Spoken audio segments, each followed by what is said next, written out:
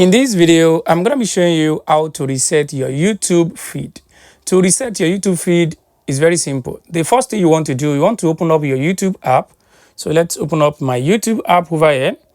So once you open up your YouTube app, it will take you to your YouTube homepage. So what do you want to do on here?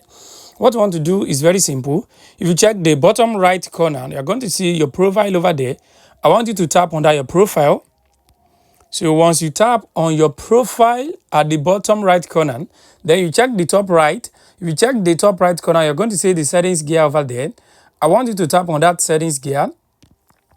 So once you tap on that settings gear, it will bring up this page for you. On this page, what you want to do is very simple.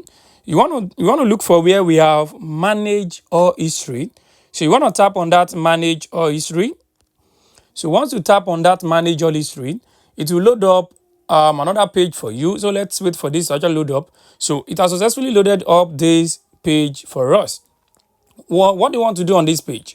You just want to scroll down. So once you scroll down, let's wait for it to load up. Once you scroll down, you're going to see where it says delete. At the middle here, you can see delete. So I want you to tap on that delete. Once you tap on that delete, it will pop up something for you. On this thing, you want to tap on delete all time. Once you tap on delete all time, then it will reset your YouTube feed. What do you want to do? You want to close this app. Once you tap on it, you want to close the YouTube app, then reopen it again. Once you reopen it again, your YouTube feed will be reset successfully.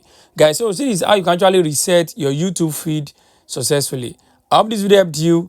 Thanks for watching.